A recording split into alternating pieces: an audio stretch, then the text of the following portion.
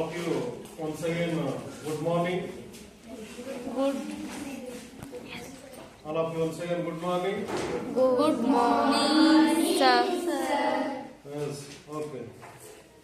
Say once again, repeat. Good morning. Good morning, sir. Now all of you okay today? Yes, sir. Ready to class? Yes, sir. Yes, okay.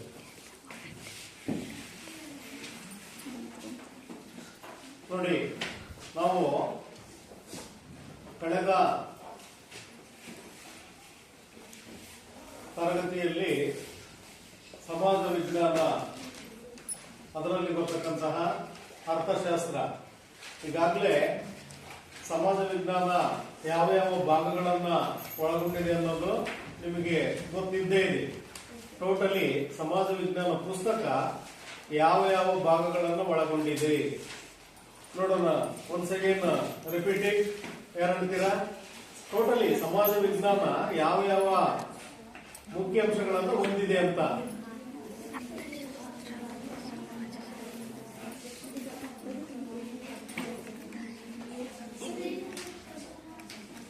ಇಡೀ social science ಒಳಗಡೆ ಏನೇನು ವಿಷಯಗಳನ್ನು ಒಳಗೊಂಡಿದೆ ಅದು ಎಷ್ಟು ಗೊತ್ತೋ ಅಷ್ಟು ಹೇಳಪ್ಪ. ಗುಡ್, ಇತಿಹಾಸ, ವೆರಿ ಗುಡ್. ಸಮಾಜಶಾಸ್ತ್ರ, ಅರ್ಥಶಾಸ್ತ್ರ, ಎಸ್ ಗುಡ್. ವ್ಯವಹಾರ ಅಧ್ಯಯನ, ಭೂಗೋಳಶಾಸ್ತ್ರ. ಭೂಗೋಳಶಾಸ್ತ್ರ, ವೆರಿ ಗುಡ್. Sit down.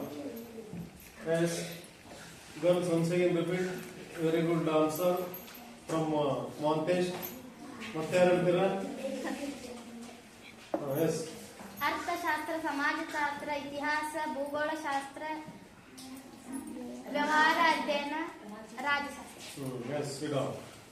ನೋಡಿ, ಇದು ಸಾಮಾನ್ಯವಾದ ಒಂದು ಜ್ಞಾನ. ಸೋಷಿಯಲ್ ಸೈನ್ಸ್ ಸಮಾಜ ವಿಜ್ಞಾನ ಒಳಗೊಂಡಿರ್ತಕ್ಕಂಥ ಅಂಶಗಳು ಯಾವುವು ಅನ್ನೋದು ಅದು ಬೇಸಿಕ್ ಕಾನ್ಸೆಪ್ಟ್ ನಿಮಗೆ ಗೊತ್ತಿರಬೇಕು. ಹಾಗಾಗಿ ಈ ದಿನ ನಾವು ಅರ್ಥಶಾಸ್ತ್ರದ ಮೂಲ ಪರಿಕಲ್ಪನೆಗಳು ಈಗಾಗಲೇ ನಾವು ಹಿಂದಿನ ತರಗತಿಯಲ್ಲಿ ಎಲ್ಲ ಸ್ಟಡಿ ಮಾಡಿದ್ದೀವಿ. ಅರ್ಥಶಾಸ್ತ್ರ ಅಂದ್ರೆ ಏನು, ಅರ್ಥಶಾಸ್ತ್ರದ ವ್ಯಾಖ್ಯಾನಗಳು, ಅರ್ಥಶಾಸ್ತ್ರದ ಪಿತಾಮಹ ಯಾರು, ಅರ್ಥಶಾಸ್ತ್ರದ ಪಿತಾಮಹ ಯಾವ ರೀತಿ ಒಂದು ವ್ಯಾಖ್ಯಾನವನ್ನು ಕೊಟ್ಟಿದ್ದಾರೆ, ಇವೆಲ್ಲವನ್ನು ಕೂಡ ನಾವು ತಿಳಿತಾ ಬಂದಿದ್ದೀವಿ. ನಂತರ ಅರ್ಥಶಾಸ್ತ್ರದ ಮೂಲ ಪರಿಕಲ್ಪನೆಗಳು. ಈಗ ನೋಡಿ, ಹಿಂದೆ ಇದು ಒಂದು ರೀತಿ ಒಂದು ಕುಟುಂಬಕ್ಕಷ್ಟೇ ಸೀಮಿತ ಆಗಿರ್ತಿದ್ದು ಅರ್ಥಶಾಸ್ತ್ರ ಅಂತಕ್ಕಂಥದ್ದು. ಅದು ಬರ್ಬರ್ತಾ ವಿಶಾಲವಾದ ಒಂದು ಅರ್ಥವನ್ನ, ವ್ಯಾಪ್ತಿಯನ್ನ ಒಳಗೊಂಡಿದೆ ಅಂತ ಅಂದ್ಬಿಟ್ಟು ನಾವು ಈ ಪ್ರಸ್ತುತ ದಿನಮಾನದಲ್ಲಿ ಹೇಳ್ಬಹುದು. ಯಾಕಂದ್ರೆ ಬಹಳ ಮಹತ್ವವಾದ ಸ್ಥಾನವನ್ನ ಇದು ಅರ್ಥಶಾಸ್ತ್ರ ಇವತ್ತು ಹೊಂದಿದೆ. ಈಗ ಅರ್ಥಶಾಸ್ತ್ರದ ಒಂದು ಮೂಲ ಪರಿಕಲ್ಪನೆಗಳು, ಮೈನ್ ಪಾಯಿಂಟ್ಸ್ ನೋಡೋಣ. ಯಾರಾದ್ರೂ ಕೂಡ ಹೇಳ್ರಿ, ಅರ್ಥಶಾಸ್ತ್ರದ ಮೂಲ ಪರಿಕಲ್ಪನೆಗಳು ಯಾವುವು? ಅರ್ಥಶಾಸ್ತ್ರದ ಮೂಲ ಪರಿಕಲ್ಪನೆಗಳು ಯಾವುವು? Main points only. ಅರ್ಥಶಾಸ್ತ್ರದ ಮೂಲ ಪರಿಕಲ್ಪನೆಗಳು ಯಾವುವು? 1 2 3 4 ತಿಳಿಸಿ. ಉತ್ಪಾದನೆ, ವಿತರಣೆ. ಬೇರೆ ಡಿಸೈಡ್ ಮಾಡಬಾರ್ದು. S very good. ನೋಡಿ ಆನ್ಸರ್ ಹೇಳ್ಬೇಕು. ಎಸ್ ಬೇಡಿಕೆ, ಪೂರೈಕೆ, ಉತ್ಪಾದನೆ, ವಿತರಣೆ. Yes very good. ಹೇಳು, ಹೇಳಿದ್ರೆ ಹೇಳ್ಬಾರ್ದು, ರಿಪೀಟ್ ಆಗಬಾರ್ದು. ಬೇಡಿಕೆ, ಪೂರೈಕೆ, ಉತ್ಪಾದನೆ, ವಿತರಣೆ. Don't love. ಮಿಸ್ಟೇಕ್ ಆಗುತ್ತೆ, ಹೆಚ್ಚು ಕಡಿಮೆ ಆಗ್ತವೆ. ಮತ್ತಿಲ್ಲಿ ಯಾರು? ಹೇಳು. ಬೇಡಿಕೆ, ಪೂರೈಕೆ, ಉತ್ಪಾದನೆ, ವಿತರಣೆ. ಎಸ್ ಬೇಡಿಕೆ, ಪೂರೈಕೆ, ಉತ್ಪಾದನೆ, ವಿತರಣೆ. ಎಸ್ ಬೇಡಿಕೆ, ಪೂರೈಕೆ, ಉತ್ಪಾದನೆ, ವಿತರಣೆ. Yes very good. ನೋಡಿ, all of you very good answer. Yes ಬೇಡಿಕೆ, ಪೂರೈಕೆ, ಉತ್ಪಾದನೆ, ವಿತರಣೆ. ಇವನ್ನೆಲ್ಲ ನಾವು ಏನಂತ ಹೇಳ್ತೀವಪ್ಪ? ಅರ್ಥಶಾಸ್ತ್ರದ ಮೂಲ ಪರಿಕಲ್ಪನೆಗಳು. ಎಸ್ ನೋಡಿ, ನಾವು ಹಿಂದಿನ ತರಗತಿಯಲ್ಲಿ ಬೇಡಿಕೆ ಅಂತಲೂ ಕೂಡ ತಿಳ್ಕೊಂಡಿದ್ದೀವಿ, ಉತ್ಪಾದನೆ ಅದ್ರ ಬಗ್ಗೆನೂ ಕೂಡ ತಿಳ್ಕೊಂಡಿದ್ದೀವಿ. ನಂತರ ನಾವು ಈ ದಿನ ಮುಖ್ಯವಾಗಿ ಯಾವುದು ವಿತರಣೆಗೆ ಸಂಬಂಧಪಟ್ಟ ಹಾಗೆ ನಾವು ತಿಳ್ಕೊಳ್ಳೋಣ. ಈಗ ಬೇಡಿಕೆ ನೋಡೋಣ, ಇದ್ರ ಬಗ್ಗೆ ಸ್ವಲ್ಪ ಅರ್ಥಶಾಸ್ತ್ರ ಪ್ರಕಾರ ಬೇಡಿಕೆ ಎಂದರೇನು ಸರ್ ನಮ್ಮ ಪ್ರಶ್ನೆ ಅರ್ಥ ಮಾಡ್ಕೊಳ್ಳಿ. ಸರ್ ಅರ್ಥಶಾಸ್ತ್ರ ಪ್ರಕಾರ ಬೇಡಿಕೆ ಎಂದರೇನು?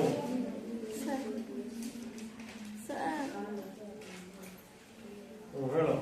ನಿಗದಿಯಾದ ಬೆಲೆಗೆ ನಿಗದಿಯಾದ ಕಾಲದಲ್ಲಿ ಕೊಳ್ಳುವ ಆರ್ಥಿಕ ಸರಕಿನ ಪ್ರಮಾಣವೇ ಬೇಡಿಕೆ. ನಿಗದಿಯಾದ ಕಾಲದಲ್ಲಿ ನಿಗದಿಯಾದ ಬೆಲೆಗೆ ಕೊಳ್ಳುವ ಆರ್ಥಿಕ ಸರಕಿನ ಪ್ರಮಾಣವೇ ಬೇಡಿಕೆ. ಕೊಳ್ಳುವ ಆರ್ಥಿಕ ಸರಕಿನ ಪ್ರಮಾಣವೇ ಬೇಡಿಕೆ ಬಿಟ್ಟು ಹೇಳ್ತೀವಿ. Yes, very good. ನೋಡೋಣ, ಬಾಯ್ಸ್ ಸಾಮಾನ್ಯ ಭಾಷೆಯಲ್ಲಿ ಬೇಡಿಕೆ ಅಂದ್ರೇನು? ಇನ್ ಜನರಲ್ ಬೇಡಿಕೆಯ ಜೊತೆಗೆ ಕೊಳ್ಳುವ ಮನೋಭಾವ ಮತ್ತು ಹಣವನ್ನು ವೆಚ್ಚ ಮಾಡುವ ಶಕ್ತಿ ಇದ್ದರೆ ಬೇಡಿಕೆ. ಎಸ್, ಇನ್ನು ಈಸಿಯಾಗಿ ಬೇಡಿಕೆ ಅಂದ್ರೆ ಸರ್, ನಾವೇನಾದ್ರೂ ನೋಡಿದಾಗ ಅದನ್ನ ತಗೊಳ್ಬೇಕು ಅನಿಸ್ತೈತಲ್ರಿ, ಅದಕ್ಕೆ ಬೇಡಿಕೆ ಅಂತೀವಿ ಸಾಮಾನ್ಯ ಭಾಷೆ. Yes yes yes, good. ನೋಡಿ, ಇಲ್ಲಿ ನಾವು ಅರ್ಥಶಾಸ್ತ್ರದ ಮೂಲ ಪರಿಕಲ್ಪನೆಗಳಲ್ಲಿ ಬೇಡಿಕೆ ಬಗ್ಗೆ ತಿಳ್ಕೊಂಡಿದ್ದೀವಿ. ಅದೇ ರೀತಿ ಪೂರೈಕೆ ಅಂದ್ರೆ ನೋಡೋದು ಹೇಗೆ? ಸರ್ ಸರ್ ಸರ್ ಪೂರೈಕೆ ಎಂದರೇನು? ಪೂರೈಕೆ, ಎಸ್. ಮಾರುಕಟ್ಟೆಯಲ್ಲಿ ಗೊತ್ತಾದ ಬೆಲೆಗೆ ಮಾರಾಟಕ್ಕಾಗಿ ಸಿದ್ಧವಾಗಿರುವ ಸರಕು ಸೇವೆಗಳ ಪ್ರಮಾಣಕ್ಕೆ ಪೂರೈಕೆ ಎನ್ನುವುದು. ಇನ್ನೊಂದ್ಸರಿ ಹೇಳಮ್ಮ. ನಿಧಾನ ಕೇಳಿ ಇನ್ನೊಂದ್ಸರಿ. ಮಾರುಕಟ್ಟೆಯಲ್ಲಿ ಗೊತ್ತಾದ ಬೆಲೆಗೆ ಮಾರಾಟಕ್ಕಾಗಿ ಸಿದ್ಧವಾಗಿರುವ ಸರಕು ಸೇವೆಗಳ ಪ್ರಮಾಣಕ್ಕೆ ಬೇಡಿಕೆ. ಅಂದ್ರೆ ಮಾರಾಟಕ್ಕಾಗಿ ಸಿದ್ಧವಾಗಿರುವ ಸರಕು ಸೇವೆಗಳ ಪ್ರಮಾಣವನ್ನು ಪೂರೈಕೆ. ಮಾರುಕಟ್ಟೆಯಲ್ಲಿ ಮಾರಾಟಕ್ಕಾಗಿ ಸಿದ್ಧವಾಗಿರುವ ಸರಕು ಸೇವೆಗಳ ಪ್ರಮಾಣಕ್ಕೆ ನಾವೇನಂತ ಹೇಳ್ತೀವಿ? ಪೂರೈಕೆ ಅಂದ್ರೆ ರೆಡಿ ಟು ಸೇಲ್ ಅಂತ. ಅಂದ್ರೆ ಮಾರಾಟ ಮಾಡಲಿಕ್ಕೆ ಸಿದ್ಧವಾಗಿರ್ತಕ್ಕಂತ ಸರಕು ಸೇವೆಗಳ ಪ್ರಮಾಣ. ಎಸ್. ಮಾರುಕಟ್ಟೆಯಲ್ಲಿ ಗೊತ್ತಾದ ಬೆಲೆಗೆ ಮಾರಾಟಕ್ಕಾಗಿ ಸಿದ್ಧವಾಗಿರುವ ಸರಕು ಸೇವೆಗಳ ಪ್ರಮಾಣವನ್ನು ಪೂರೈಕೆ ಎಂದು ಕರೆಯುತ್ತಾರೆ. Yes yes, very good. Yes, okay. ನಂತರ ನೋಡೋಣ, ಸಿಂಪಲ್ ಆಗಿ ಉತ್ಪಾದನೆ ಬಗ್ಗೆನೂ ಕೂಡ ಯಾರೇ ಸರ್ ಸರಳವಾಗಿ. ಎಸ್. ವಿಶೇಷ ಉಪಯುಕ್ತತೆ ಸೃಷ್ಟಿಯನ್ನು ಮಾತ್ರ ತಿಳಿಯಬೇಕು. ಉತ್ಪಾದನೆಯಾದ ಸರಕಿನ ಮೌಲ್ಯವನ್ನು ದೊರಕಬೇಕು. ಇದನ್ನು ಉತ್ಪಾದನೆ ಎಂದು ಕರೆಯುತ್ತಾರೆ. ಎಸ್. ನೋಡಿ, ಸಿಂಪ್ಲಿ ನಾವು ವಿಶೇಷ ಉಪಯುಕ್ತತೆಯ ಸೃಷ್ಟಿ ಅಂತ ಹೇಳ್ತೀವಿ. ವಿಶೇಷ ಉಪಯುಕ್ತತೆಯ ಸೃಷ್ಟಿಗೆ ನಾವು ಉತ್ಪಾದನೆ. ಎಸ್, ನೋಡಿ, ನಾವು ಇಷ್ಟೆಲ್ಲ ಮೂಲಭೂತ ಪರಿಕಲ್ಪನೆಗಳ ಬಗ್ಗೆ ನಾವು ತಿಳ್ಕೊಂಡಿದ್ದೀವಿ. ಈ ಮೂಲಭೂತ ಪರಿಕಲ್ಪನೆಗಳಲ್ಲಿ ಈ ದಿನ ನಾವು ಈಗ ನೇರವಾಗಿ ವಿಷಯಕ್ಕೆ ಹೋಗೋಣ. ವಿತರಣೆ ಬಗ್ಗೆ ನಾವು ಇವತ್ತು ತಿಳ್ಕೊಳ್ಳೋಣ. ನೋಡಿ, ಇಲ್ಲಿ ವಿತರಣೆ ಅಂದ್ರೆ ಇದು ಒಂದು ಆರ್ಥಿಕ ಚಟುವಟಿಕೆ ಅಂತ ಕರಿತೀವಿ. ವಿತರಣೆ ಅಂತಕ್ಕಂಥದ್ದು ಒಂದು ಆರ್ಥಿಕ ಚಟುವಟಿಕೆ. ಉತ್ಪಾದನಾ ಕಾರ್ಯದ ಪರಿಣಾಮವಾದ ರಾಷ್ಟ್ರೀಯ ವರಮಾನವನ್ನ ಉತ್ಪಾದನಾಂಗಗಳ ನಡುವೆ ಹಂಚತಕ್ಕಂಥ ಒಂದು ಕೆಲಸವನ್ನ ಇದು ವಿತರಣೆ ಮಾಡುತ್ತದೆ. ಸೊ ಹಾಗಾಗಿ ನಾವು ಇದು ಒಂದು ಆರ್ಥಿಕ ಚಟುವಟಿಕೆ. ಆರ್ಥಿಕ ಚಟುವಟಿಕೆ.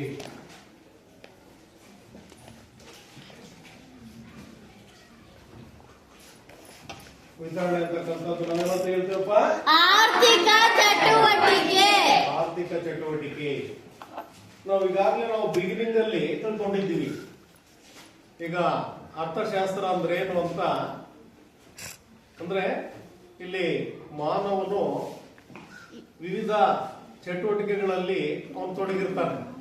ಈಗ ಉದಾಹರಣೆ, ರೈತ ಹೊಲದಲ್ಲಿ ಉಳುಮೆ ಮಾಡ್ತಕ್ಕಂಥದ್ದು. ಶಿಕ್ಷಕರು ಕೊಠಡಿಯಲ್ಲಿ ಪಾಠ ಮಾಡುತ್ತಾರೆ. ಎಸ್, ಮತ್ತೆ ವಕೀಲರು, ವೈದ್ಯರು ಅದೇ ರೀತಿ ಕಾರ್ಮಿಕರು ಕಾರ್ಖಾನೆಗಳಲ್ಲಿ ಕೆಲಸ ಮಾಡುತ್ತಾರೆ. ಮಾನವನ ಆರ್ಥಿಕ ಚಟುವಟಿಕೆಗಳನ್ನು ಕುರಿತು ಅಧ್ಯಯನ ಮಾಡತಕ್ಕಂಥ ಶಾಸ್ತ್ರವನ್ನು ನಾವು ಏನಂತ ಕರಿತೀವಿ? ಅರ್ಥಶಾಸ್ತ್ರ. ನೋಡಿ, ಇದು ಕೂಡ ಸೇಮ್ ಅದೇ ರೀತಿನೇ ಪೂರೈಕೆ ಅಂತಕ್ಕಂಥದ್ದು ಒಂದು ಆರ್ಥಿಕ ಚಟುವಟಿಕೆಯಾಗಿದೆ. ಕೇಳ್ತಾರೆ ಡ್ಯಾಶ್ಗೆ, ಪೂರೈಕೆ ಅಂತಕ್ಕಂಥದ್ದು ಏನಾಗಿದೆಯಪ್ಪ? ಆರ್ಥಿಕ ಚಟುವಟಿಕೆ. ಆರ್ಥಿಕ ಚಟುವಟಿಕೆ. ನೋಡಿ, ಇದು ಉತ್ಪಾದನಾ ಕಾರ್ಯದ ಪರಿಣಾಮವಾದ ರಾಷ್ಟ್ರೀಯ ವರಮಾನವನ್ನ ಉತ್ಪಾದನಾ ಕಾರ್ಯದ ಪರಿಣಾಮವಾದ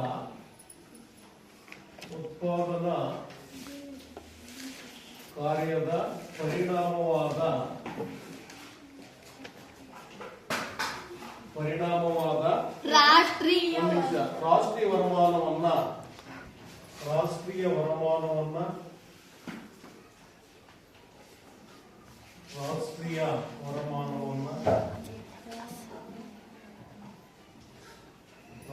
ವರಮಾನವನ್ನ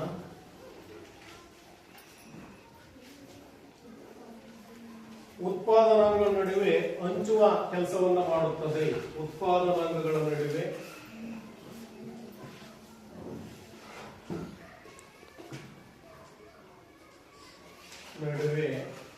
ಹಂಚುವ ಕೆಲಸವನ್ನ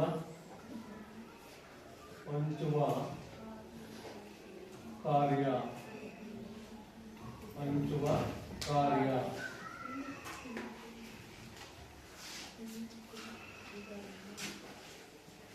ನೋಡಿ, ಇದು ಒಂದು ಆರ್ಥಿಕ ಚಟುವಟಿಕೆ.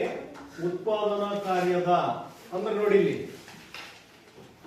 ಉತ್ಪಾದನೆಯನ್ನ ಮಾಡಿದಾಗ ನಮಗೆ ಅದರಿಂದ ಆದಾಯ ಬರ್ತದೆ. ಅದನ್ನು ನಾವು ಉತ್ಪಾದನೆಯ ಪರಿಣಾಮ ಅಂತ ಭಾವಿಸು. ನಾವು ಏನನ್ನಾದ್ರೂ ವರ್ಕ್ ಮಾಡಿದಾಗ, ಈಗ ಹೊಲದಲ್ಲಿ ಉಳುಮೆ ಮಾಡಿದಾಗ ಅದರ ಪರಿಣಾಮವಾಗಿ ನಮಗೇನೋ ಇನ್ಕಮ್ ಸಿಗ್ತದೆ. ಅದನ್ನ ನಾವು ವರಮಾನ ಅಂತ ಹೇಳ್ತೀವಿ. ನೋಡಿ, ಯಾವಾಗ ಸಿಗ್ತದೆ? ಅದು ಉತ್ಪಾದನಾ ಕಾರ್ಯದ ಪರಿಣಾಮವಾದ, ಉತ್ಪಾದನೆಯನ್ನು ಮಾಡಿದಾಗ ನಮಗೆ ಪ್ರತಿಫಲ ಸಿಗ್ತದಲ್ಲ, ಅದು ರಾಷ್ಟ್ರೀಯ ವರಮಾನವನ್ನ ಉತ್ಪಾದನಾಂಗಗಳ ನಡುವೆ ಹಂಚತಕ್ಕಂತಹ ಕೆಲಸವನ್ನ ಇದು ಪೂರೈಕೆ ಮಾಡುತ್ತದೆ. ರಾಷ್ಟ್ರೀಯ ವರಮಾನವನ್ನ ಉತ್ಪಾದನಾಂಗಗಳಿಗೆ ಹಂಚಿಕೆ ಮಾಡತಕ್ಕಂಥದ್ದು. ಉತ್ಪಾದನೆಯಲ್ಲಿ ಯಾವ್ಯಾವ ಅಂಗಗಳು ಸೇರ್ಪಡೆ ಆಗಿರ್ತಾವೋ ಅವೆಲ್ಲವೂ ಕೂಡ ರಾಷ್ಟ್ರೀಯ ವರಮಾನವನ್ನ ಹಂಚತಕ್ಕಂಥ ಕೆಲಸವನ್ನ ವಿತರಣೆ ಮಾಡುತ್ತದೆ. ಸೊ ಹಾಗಾಗಿ ಇದೊಂದು ಆರ್ಥಿಕ ಚಟುವಟಿಕೆ ಅಂತ ಅಂದ್ಬಿಟ್ಟು ಕರೆಸ್ಕೊಳ್ತದೆ. ನೋಡಿ, ನಂತರ ಉತ್ಪಾದನಾ ಅಂಗಗಳು. ಈಗ ನಿಮಗೆ ಗೊತ್ತಿರಬಹುದು ಉತ್ಪಾದನಾ ಅಂಗಗಳು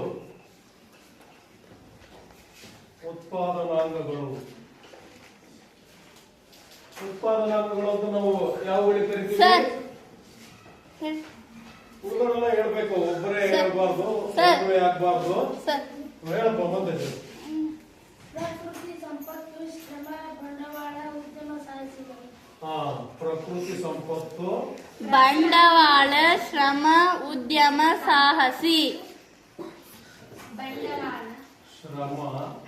ಬಂಡವಾಳ,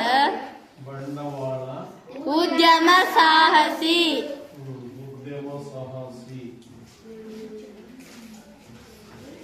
ನೋಡಿ, ಎಸ್, ಗುಡ್. ನಾವು ಇವುಗಳನ್ನ ಉತ್ಪಾದನಾಂಗಗಳು ಅಂತ ಕರಿತೀವಿ.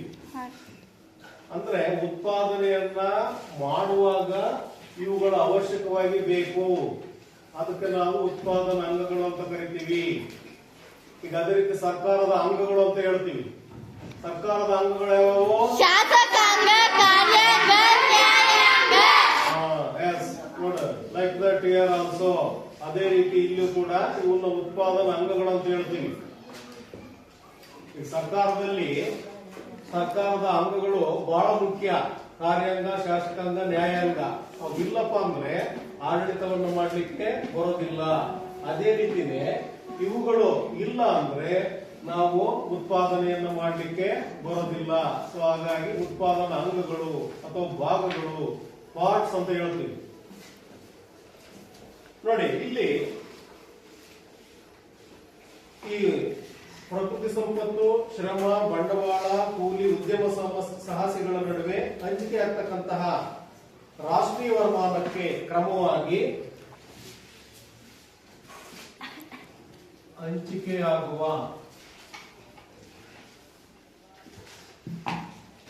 ರಾಷ್ಟ್ರೀಯ ವರಮಾನಕ್ಕೆ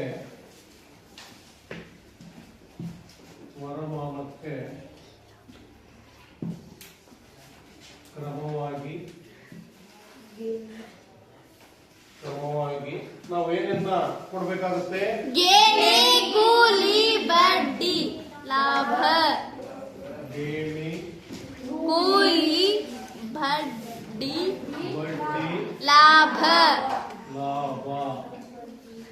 ನೋಡಿ, ಈ ರೀತಿ ಉತ್ಪಾದನೆಯಲ್ಲಿ ಏನು ಉತ್ಪಾದನಾಂಗಗಳಾಗಿ ಕೆಲಸವನ್ನ ಮಾಡಿರ್ತಾವೋ ಪ್ರಕೃತಿ ಸಂಪತ್ತು, ಶ್ರಮ, ಬಂಡವಾಳ ಮತ್ತು ಉದ್ಯಮ ಸಾಹಸಿಗಳ ನಡುವೆ ಹಂಚಿಕೆ ಆಗುವ ರಾಷ್ಟ್ರೀಯ ವರಮಾನಕ್ಕೆ ನೋಡಿ, ಉದ್ಯಮ ಸಾಹಸಿಗಳ ನಡುವೆ ಹಂಚಿಕೆಯಾಗುವ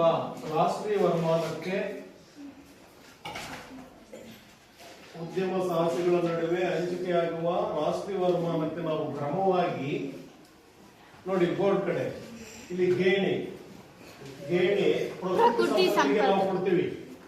ಈ ಕಡೆ ನೋಡ್ಕೋಬೇಕು ಅಂದ್ರೆ ರೆಂಟ್. ಅದು ಈಗ ಬೇರೆ ನಾವು ಯಾರ್ದಾದ್ರು ಜಮೀನನ್ನ ನಾವು ಇಟ್ಕೊಂಡಿವಪ್ಪ, ಅದನ್ನ ಉಳಿಮೆ ಮಾಡ್ತೀವಿ ಅಂದ್ರೆ ಅದಕ್ಕೆ ಗೇಣಿಯನ್ನ ಕೊಡ್ಬೇಕು, ಬಾಡಿಗೆಯನ್ನ ಕೊಡ್ಬೇಕು ಅಂತ ಅದರ ಅರ್ಥ. ಅದೇ ರೀತಿ ಕೂಲಿ ಯಾವ್ದು ಕೊಡ್ತೀವಿ ನಾವು? ಕೂಲಿಯನ್ನ ಶ್ರಮಕ್ಕೆ. ಶ್ರಮ ಅಂದ್ರೆ ಕೆಲಸ ಮಾಡೋದಪ್ಪ. ಈಗ ನಿಮ್ಮ ಒಂದು 10 ಜನ ಕೂಲಿಯರ್ ಕರ್ಕೊಂಡು ಹೋಗ್ತೀಯ, ಅವ್ರಿಗೆ ದುಡ್ಡು ಕೊಡೋದಿಲ್ವಾ? ಅದು ಈಗ ಶ್ರಮಕ್ಕೆ ಕೂಲಿಯನ್ನ ಕೊಡ್ತೀವಿ. ಈಗ ಉತ್ಪಾದನಾಂಗಗಳಿಗೆ ರಾಷ್ಟ್ರೀಯ ವರಮಾನವನ್ನು ಹಂಚಬೇಕು ನೋಡಿ. ಅದೇ ರೀತಿ ಬಡ್ಡಿಯನ್ನ ಯಾವ್ದು ಕೊಡ್ತೀವಿ? ಬಂಡವಾಳ. ಈಗ ಬೇರೆ ಕಡೆಯಿಂದ ನಾವು ದುಡ್ಡನ್ನ ತಂದಿರ್ತೀವಿ, ಅವ್ರು ಹಂಗೆ ಕೊಡೋದಿಲ್ಲ. 10 ಲಕ್ಷ ಕೊಡಪ್ಪ ಅಂದ್ರೆ ಹಂಗೆ ಯಾರು ಕೊಡೋದಿಲ್ಲ. ಆ ಬಡ್ಡಿ ಹಣಕ್ಕೆ ನಾವ್ ಏನನ್ನ ಕೊಡ್ಬೇಕು? ಬಡ್ಡಿಯನ್ನ ಕೊಡ್ಬೇಕು. ಅದೇ ರೀತಿ ಇವೆಲ್ಲವೂ ಕೊಟ್ಟು ಗೇಣಿ, ಕೂಲಿ, ಬಡ್ಡಿಯನ್ನ ಕೊಟ್ಟು ಉಳಿತಕ್ಕಂಥದ್ದೇ ಲಾಭ. ಅದು ಯಾರಿಗೆ ಹೋಗುತ್ತೆ? ಉದ್ಯಮ ಸಾಹಸಿ ಅಥವಾ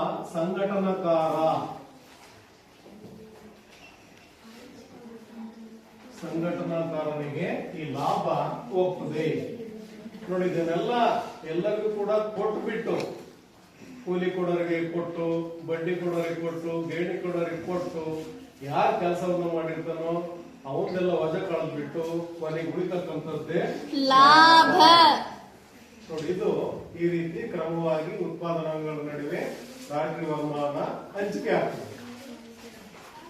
ನೋಡಿ. ಅದೇ ರೀತಿ ಉತ್ಪಾದನಾಂಗದ ಪಾತ್ರದ ಪ್ರಮಾಣಕ್ಕನುಸಾರವಾಗಿ ವಿತರಣೆ ಆಗ್ಬೇಕು. ವಿತರಣೆ ಹೆಂಗಾಗಬೇಕಪ್ಪ ಅಂದ್ರೆ ಉತ್ಪಾದನಾಂಗದ ಪಾತ್ರಕ್ಕೆ ಪ್ರಮಾಣವಾಗಿ ಉತ್ಪಾದನಾಂಗದ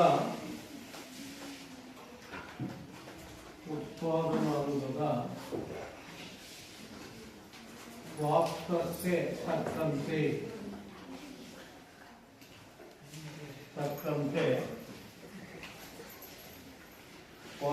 ತಕ್ಕಂತೆ ವಿತರಣೆಯಾಗಬೇಕು.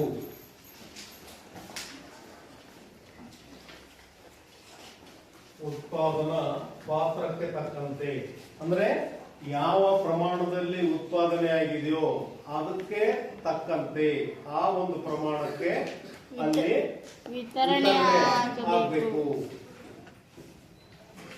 ಉತ್ಪಾದನಾಂಗದ ಪಾತ್ರಕ್ಕೆ ತಕ್ಕಂತೆ ಇವೆಲ್ಲ ಕೂಡ ಭಾಗವಹಿಸಿರ್ತವೆ. ಅವು ಎಷ್ಟು ಪ್ರಮಾಣದಲ್ಲಿ ಭಾಗವಹಿಸಿದವೋ ಅಷ್ಟು ಪ್ರಮಾಣಕ್ಕೆ ತಕ್ಕ ಹಾಗೆ ಇಲ್ಲಿ ಹಂಚಿಕೆ ಆಗಬೇಕು. ಅದರ ಏನು ಲಾಭ ಆಗಿರ್ಬೋದು, ಅಂದ್ರೆ ಕೂಲಿ ಆಗಿರ್ಬೋದು, ಬಡ್ಡಿ ಆಗಿರ್ಬೋದು, ಅದೆಲ್ಲದೂ ಕೂಡ ಕರೆಕ್ಟ್ ಆಗಿ ಕ್ರಮವಾಗಿ ಹಂಚಿಕೆ ಆಗಬೇಕು ನೋಡಿ. ನಂತರ ಬೇಡಿಕೆ ಪೂರೈಕೆಗಳ ನಡುವೆ ಸಮತೋಲನವನ್ನು ಕಾಪಾಡಿಕೊಳ್ಬೇಕು. ಬೇಡಿಕೆ ಮತ್ತು ಪೂರೈಕೆಗಳ ನಡುವೆ ಸಮತೋಲನ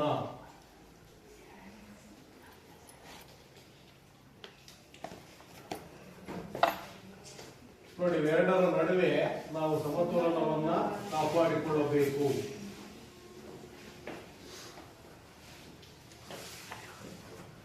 ಬ್ಯಾಲೆನ್ಸ್ ಅಪ್ಪ. ಈಗ ಅದು ಅತಿ ಹೆಚ್ಚು ಹೋಗಂಗಿಲ್ಲ, ಕಡಿಮೆನೂ ಆಗಂಗಿಲ್ಲ. ಒಂದು ಬ್ಯಾಲೆನ್ಸ್ ಪ್ರಕಾರ ಅವೆರಡು ಕೂಡ ಓಡ್ತಾ ಇರಬೇಕು, ಬೇಡಿಕೆ ಮತ್ತು ಪೂರೈಕೆ. ನೋಡಿ, ಇದು ಸಮತೋಲನವಾಗಿರ್ಬೇಕು, ಬೇಡಿಕೆ ಮತ್ತು ಪೂರೈಕೆ. ಪೂರೈಕೆ. ಇಲ್ಲಿ ಉತ್ಪಾದನಾ ಕಾರ್ಯಕ್ಕೆ ಯಾವುದೇ ರೀತಿಯ ಅಡ್ಡಿ ಆತಂಕಗಳು ಬರಬಾರದು. ನಾವೇನನ್ನಾದ್ರೂ ಕೂಡ ಉತ್ಪಾದನೆ ಮಾಡತಕ್ಕಂತ ಸಂದರ್ಭದಲ್ಲಿ ಅಡ್ಡಿ ಸಮಸ್ಯೆಗಳು, ತೊಂದರೆಗಳು ಬರಬಾರದು. ಉತ್ಪಾದನಾ ಕಾರ್ಯಕ್ಕೆ ಯಾವುದೇ ರೀತಿಯ ತೊಂದರೆಗಳು ಬರಬಾರದು. ಅಡ್ಡಿ ಉತ್ಪಾದನಾ ಕಾರ್ಯಕ್ಕೆ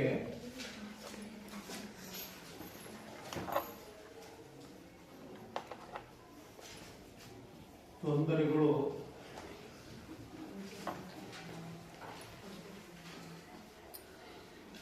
ಬರಬಾರದು.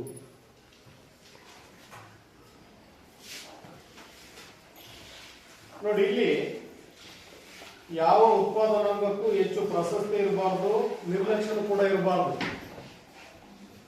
ಯಾವ ಉತ್ಪಾದನಾಂಗಕ್ಕೂ ಹೆಚ್ಚು ಪ್ರಾಶಸ್ತ್ಯ ಇರಬಾರದು.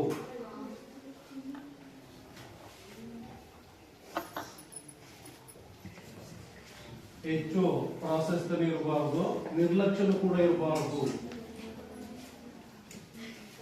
ನಿರ್ಲಕ್ಷ್ಯ ಇರಬಾರದು.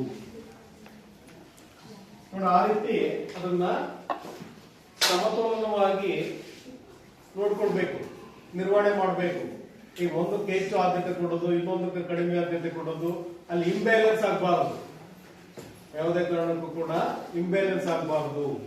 ಒಂದಕ್ಕೆ ಹೆಚ್ಚು ಆದ್ಯತೆ ಕೊಡೋದು, ಇನ್ನೊಂದನ್ನು ಕಡೆಗಣಿಸೋದು ಆಗಬಾರದು. ಅವಾಗ ಏನಾಗುತ್ತೆ, ಅಲ್ಲಿ ಅಸಮತೋಲನ ಕಂಡು ಬರ್ತದೆ. ನೋಡಿ, ಇಲ್ಲಿ ಇದು ಏನಾಗುತ್ತಪ್ಪ ಅಂದ್ರೆ ಆರ್ಥಿಕ ವ್ಯವಸ್ಥೆಯ ಸಮತೋಲನದ ಬೆಳವಣಿಗೆಗೆ ಅಗತ್ಯವಾಗ್ತದೆ. ಇಲ್ಲಿ ಪ್ರಾಶಸ್ತ್ಯನೂ ಕೊಡಂಗಿಲ್ಲ, ನಿರ್ಲಕ್ಷ್ಯನೂ ಮಾಡಂಗಿಲ್ಲ. ಇದೇನಾಗ್ತದೆ, ಮುಂದೆ ಆರ್ಥಿಕ ವ್ಯವಸ್ಥೆಯ ಸಮತೋಲನದ ಬೆಳವಣಿಗೆ ಆಗ್ತದೆ. ಆರ್ಥಿಕ ವ್ಯವಸ್ಥೆಯ ಸಮತೋಲನ,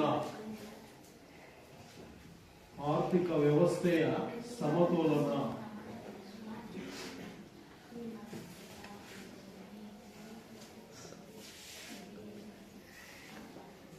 ಸಮತೋಲನದ ಬೆಳವಣಿಗೆ ಆಗುತ್ತದೆ. ಕರೆಕ್ಟ್ ಬ್ಯಾಲೆನ್ಸ್ ಆಗಿ ಓಡ್ತಾ ಇರ್ತದೆ ಅಂತ. ಯಾವುದಕ್ಕೂ ಕೂಡ ಹೆಚ್ಚು ನಾವು ಪ್ರಾಶಸ್ತ್ಯ ಕೊಡಬಾರ್ದು, ನಿರ್ಲಕ್ಷ್ಯ ಮಾಡಬಾರ್ದು. ಈಕ್ವಲ್ ಆಗಿ. ಈಗ ಒಂದು ಫ್ಯಾಮಿಲಿ ಅಪ್ಪ, ಈಗ ಒಂದು ಹೆಣ್ಮಗು ಇರ್ತದೆ, ಗಂಡು ಮಗು ಇರ್ತದೆ. ಪೇರೆಂಟ್ಸ್ಗೆ ಅವರಿಬ್ಬರನ್ನು ಕೂಡ ಈಕ್ವಲ್ ನೋಡ್ಕೋಬೇಕು. ಒಬ್ಬರನ್ನ ಕಡೆಗಣಿಸೋದು, ಒಬ್ಬರನ್ನ ಹೆಚ್ಚು ಪ್ರಾಶಸ್ತ್ಯ ಕೊಡೋದು ಮಾಡಬಾರ್ದು. ಹಂಗ ಇಲ್ಲಿ ಇದು ಸಮತೋಲನವಾಗಿ ಮುಂದುವರಿಬೇಕು. ಇದೇನಾಗುತ್ತೆ, ಅಂತಿಮವಾಗಿ ಆರ್ಥಿಕ ವ್ಯವಸ್ಥೆಯ ಸಮತೋಲನದ ಬೆಳವಣಿಗೆಗೆ ಇಲ್ಲಿ ಅವಕಾಶ ಆಗ್ತದೆ. ನೋಡಿ, ನಂತರ ಉತ್ಪಾದನೆ, ಬೇಡಿಕೆ, ಪೂರೈಕೆ, ಅನುಭೋಗ, ಬೆಲೆಗಳ ನಿರ್ಧಾರ ಇವು ವಿತರಣೆಯಿಂದ ಪ್ರಭಾವಿತವಾಗುತ್ತವೆ. ಬರ್ಕೊಳ್ಳಿ ಪಾಯಿಂಟ್. ಉತ್ಪಾದನೆ, ಬೇಡಿಕೆ, ಪೂರೈಕೆ. ಉತ್ಪಾದನೆ, ಬೇಡಿಕೆ, ಪೂರೈಕೆ. ಉತ್ಪಾದನೆ, ಬೇಡಿಕೆ, ಪೂರೈಕೆ, ಅನುಭೋಗ, ಬೆಲೆಗಳ ನಿರ್ಧಾರ. ಅನುಭೋಗ, ಬೆಲೆಗಳ ನಿರ್ಧಾರ.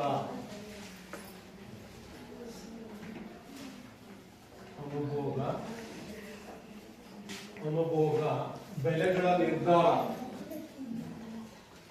ಬೆಲೆಗಳ ನಿರ್ಧಾರ ಮೊದಲಾದವು ವಿತರಣೆಯಿಂದ ಪ್ರಭಾವಿತವಾಗುತ್ತವೆ. ಮೊದಲಾದವು ವಿತರಣೆಯಿಂದ ಪ್ರಭಾವಿತವಾಗುತ್ತವೆ. ಮೊದಲಾದವು ವಿತರಣೆಯಿಂದ ಪ್ರಭಾವಿತವಾಗುತ್ತವೆ.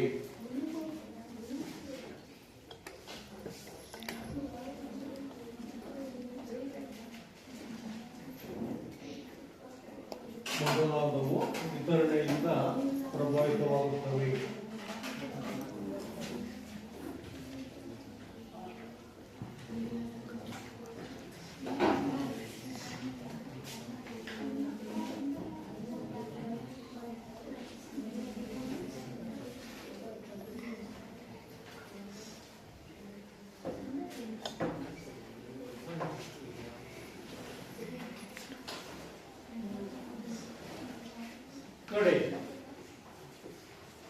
ಈಗಾಗಲೇ ಈ ಒಂದು ವಿಷಯಕ್ಕೆ ಸಂಬಂಧಪಟ್ಟ ಹಾಗೆ ಏನು ಈ ದಿನ ನಾವು ವಿತರಣೆಯ ಬಗ್ಗೆ ವಿಷಯವನ್ನ ತಿಳ್ಕೊಂಡಿದ್ದೀವಿ.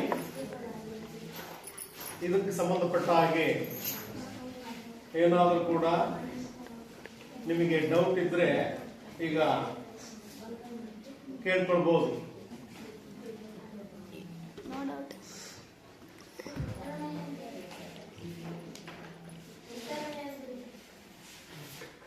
ವಿತರಣೆ ಅಂದ್ರೆ ಹಂಚಿಕೆ. ವಿತರಣೆ ಅಂದ್ರೆ ಸ್ಟಾರ್ಟಿಂಗ್ ಒಂದು ಏನು ಆರ್ಥಿಕ ಏನ್ ಹೇಳ್ತೀವಿ ನಾವು, ಆರ್ಥಿಕ ಚಟುವಟಿಕೆ. ಒಂದು ಪ್ರಮುಖ ಆರ್ಥಿಕ ಇದು ಒಂದು ಪ್ರಮುಖ ಆರ್ಥಿಕ ಚಟುವಟಿಕೆ. ಹಂಚಿಕೆ ಸಾಮಾನ್ಯವಾಗಿ ನಾವು ವಿತರಣೆ ಅಂದ್ರೆ ಹಂಚಿಕೆ ಅಂತ ಹೇಳ್ತೀವಿ.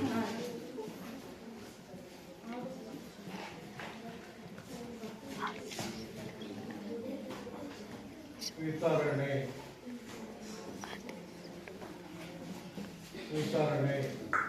ಇದು ಇಂದಿನ ತರಗತಿಯಲ್ಲಿ ಮಾಡಿರ್ತಕ್ಕಂಥದ್ದು ನಾನು ಬರೆದಿರೋದು.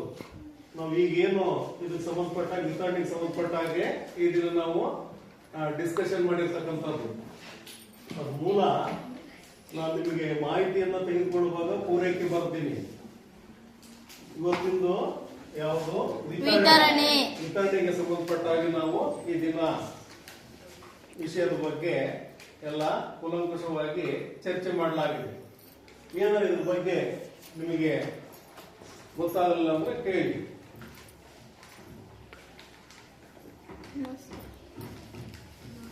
ನಾವು ಪ್ರಶ್ನೆ ಕೇಳ್ಬೋದಾ? Yes sir.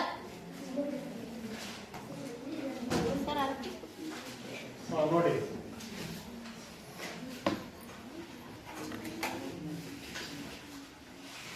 ಇದು ಹಿಂದಿನ ತರಗತಿದು ಈ ಪಾಯಿಂಟ್ ಇದು ನಿಮಗೆ ಮಾಹಿತಿ ಇರಲಿ ಅಂತ ಹೇಳಿರ್ತಕ್ಕಂಥದ್ದು. ಈಗ ನಾವು ಚರ್ಚೆ ಮಾಡಿರ್ತಕ್ಕಂಥದ್ದು ಯಾವುದು? ವಿತರಣೆ. ರೆಡಿನಾ ಈಗ? Yes sir. ಹುಡುಗರು ರೆಡಿ ಏನಪ್ಪ? ಎಸ್. ವಿತರಣೆ ಒಂದು ಪ್ರಮುಖ ಡ್ಯಾಶ್ ಆಗಿದೆ. ವಿತರಣೆ ಒಂದು ಪ್ರಮುಖ ಡ್ಯಾಶ್ ಆಗಿದೆ. ವಿತರಣೆ ಒಂದು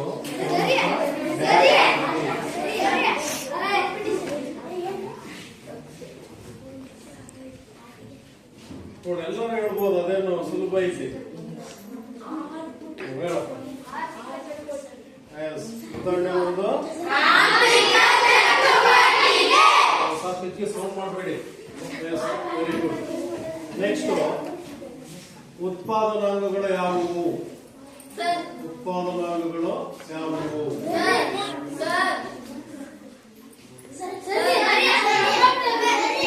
ಪ್ರಕೃತಿ ಸಂಪತ್ತು, ಶ್ರಮ, ಬಂಡವಾಳ, ಉದ್ಯಮ. ಸರಿ ಹೇಳಮ್ಮ. ಪ್ರಕೃತಿ ಸಂಪತ್ತು, ಶ್ರಮ, ಬಂಡವಾಳ, ಉದ್ಯಮ.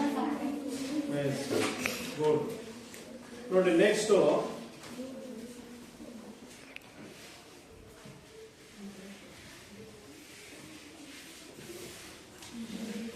ಅರ್ಥಶಾಸ್ತ್ರದ ಮೂಲ ಪರಿಕಲ್ಪನೆಗಳು ಯಾವುವು? ಅರ್ಥಶಾಸ್ತ್ರದ ಮೂಲ ಪರಿಕಲ್ಪನೆಗಳು ಯಾವುವು? ನೋಡಿ, ಎಲ್ಲರೂ ಹೇಳ್ಬೋದು. ಅರ್ಥಶಾಸ್ತ್ರದ ಮೂಲ ಪರಿಕಲ್ಪನೆಗಳು ಹೇಳ. ಬೇಡಿಕೆ, ಪೂರೈಕೆ, ಉತ್ಪಾದನೆ, ವಿತರಣೆ. ಬೇಡಿಕೆ, ಪೂರೈಕೆ,